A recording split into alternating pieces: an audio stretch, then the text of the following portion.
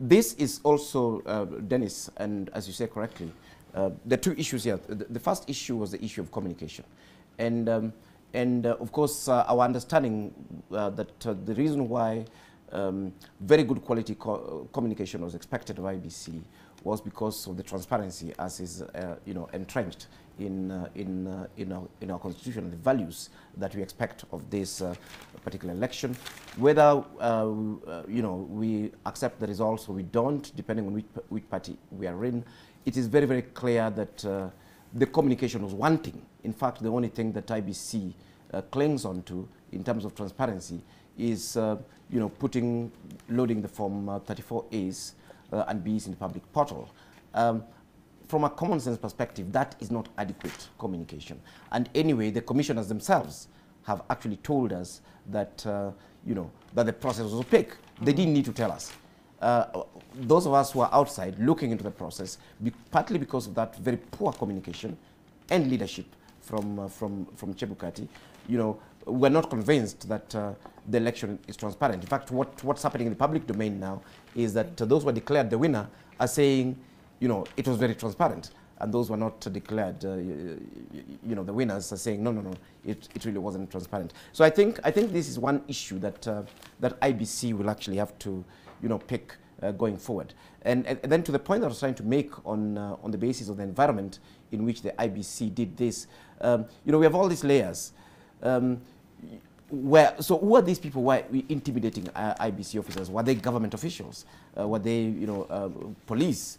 Or was it, just the contestants from different parties? And why were they intimidating IEBC officials? Number two, were they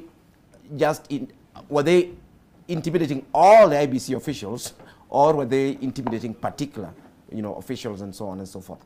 Yeah, because what we actually suspect is that IEBC has been infiltrated politically, and even if it's not infiltrated politically, IEBC officials seem to have very, very clear alignment politically that totally undermines their independence, as it were.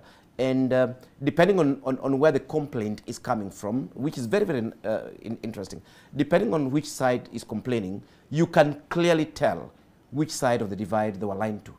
And now, of course, is actually pretty, clear for us, given the divided IEBC, that the commissioners led by Madam Juliana Cherera were more aligned to the Azimio side. It's actually quite obvious. And the ones that remained were more aligned to the Kenya Kwanza side. But I think for me, what is concerning is, again, the role of government and the security agencies.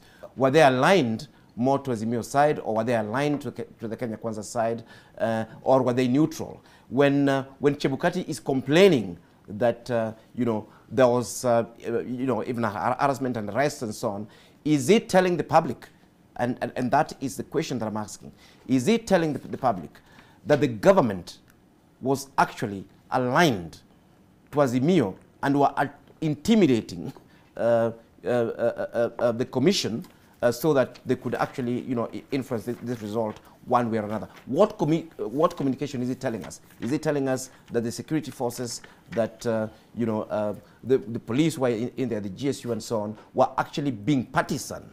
Because if that is what is communicating, that is even more concerning, actually, because these are the people we expected to create an environment to protect IEBC so they could deliver on a free and fair election.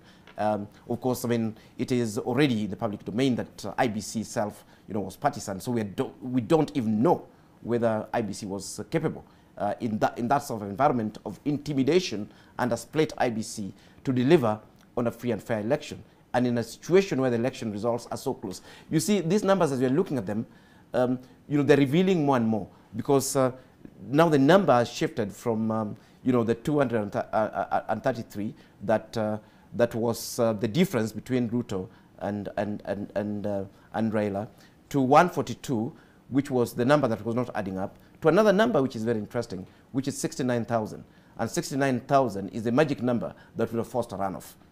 So for me, in this sort of situation where an election is very close, what becomes the role of IEBC? And for me, my concern is very simple. Why didn't Chebukati take charge of the IEBC, of the tallying, of the security of his officers, of all the commissioners? Did Chebukati offer the quality of leadership that would have given confidence to the IEBC and would have given confidence to Kenyans that at this critical time in history, there's somebody in charge and some things will go wrong? But right. That's what Chebukati did, that the other commissioners are complaining about. Right. That indeed he said this is the way forward. They say he overruled them. Is that not taking charge? And in his remarks, he also talked about his constitutional mandate. Correct. That he needed to do what was needful at that point. Exactly. That speaks of somebody then, we might argue, who's beyond all this drama that you're seeing, because we didn't know all these things that are now being revealed. Correct. Now, we are seeing the division within the commission, and this statement that he issued yesterday, I think it should be on the screen, the part 2 of his statement, talking about the harassment of members and staff of the commission. Olive, if you could just read it. Doesn't it worry you, Professor Sihanya, when he says the commission is concerned that some of its critical staff who objectively and impartially performed their duties at the National Tallying Center are being intimidated and harassed through profiling and arbitrary arrests? He continues to say that during the announcement of the presidential results, the chairman, Wafula Chebukati, commissioners Professor Abdi Gulie and Boya Molu, and CEO Marjan were physically attacked, assaulted and injured by persons in the company of certain political leaders